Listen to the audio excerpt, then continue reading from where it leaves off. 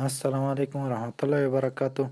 ملګرو راځي چې نن زه تاسو ته یو بل نوی تخنیک په آیفون موبایلونو کې او په نوی اپډیټ کې او په پورته ماډل آیفون 11 نه بره آیفون ایکس نه او په نوی اپډیټ کې تاسو ته یو نوی تخنیک درخوایم که څه هم دا تخنیک داسې دی چې تاسو کولای شئ چې خپل موبایل له خپل ملګرو خپل ماشومانو او همداسې له کورنۍ غړو نه چې هغوی تاسو پاسورډ هم زده وي نو کولای شئ چې له هغوی نه خپل هر څه سیف کړئ، که هغه ګالري ده که هر څه که هر څه وي. نو کله چې تاسو ملګرو ته خپل موبایل ورکوئ او هغوی یا تاسې نه د زنګ وهلو لپاره موبایل غواړي یا د یوټیوب دپاره یا د بل، نو تاسو کولی شئ چې د هغې دپاره یوازې د همدغې یو اپلیکیشن که هغه یوټیوب وي که هغه گیم وي همغه استعمال کړي. نو تاسو کولی شئ چې دا سیټینګ په واسطه کولی شئ چې هغوی کنټرول کړي او هغوی نشي کولی چې د دې سیټینګ نه بل ځای ته وځي. نو زه تاسو ته نن دا لاره درښیمه.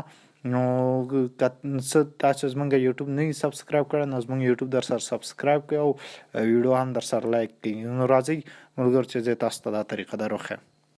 راځو ملګرو لومړی د موبایل سیټینګ ته، د سیټینګ وروسته راځو اکسیسیبیلیټي ته. خپل اکسیسیبیلیټي به پیدا کړئ. وروسته له اکسیسیبیلیټي لاندې به راشئ، ګایډ اکسس به کلیک کوئ. بیا ګایډ اکسس باید تاسو روښانه وساتئ. سیټ ګایډ اکسس به ووهئ. اوس به تاسو خپل پاسکوډ وایي، هغه پاسورډ چې تاسو موبایل ته ورکړی هغه به دلته ووهئ. بیا به راځو سیټ ګایډ اکسس پاسورډ کوډ به ووهئ. اوس به دلته خپل پاسورډ به بیا ووهئ او همدا پاسورډ به مو بیا تکراري کړئ. وروسته له دې به تاسو بیا لاړ شئ هغه ځای ته چې تاسو غواړئ، یعنې ستاسو ملګری غواړي هغې اپلیکیشن استفاده وکړي، هغې ته به ورننوځئ او اوس به دغلته د ګل کېدلو بټن چې ده چې کوم باندې موبایل لاک کېږي هغه 3 ځلې ووهئ. نو دلته به بیا دا تاسو ته آپشن راشي، دا بیا به ګایډ اکسس په دې کې انتخاب کړئ. تاسو ته به دا میسج راشي چې تاسو ته وایي چې 3 ځلې د ګل کېدلو بټن ووهئ تر څو تاسو نه دې اپلیکیشن نه څوک ونوځي. هغه د اوس ښکاري چې تاسو دې هغې نه اپلیکیشن نه نشئ وتلی، تاسو د اوس د یوټیوب نه نشئ وتلی. بیرته به ګایډ اکسس ووهئ.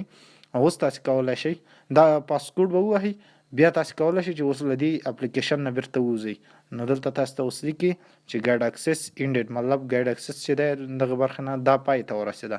تاسو اوس کولی شئ چې خپل موبایل په ازادانه ډول استعمال کړئ.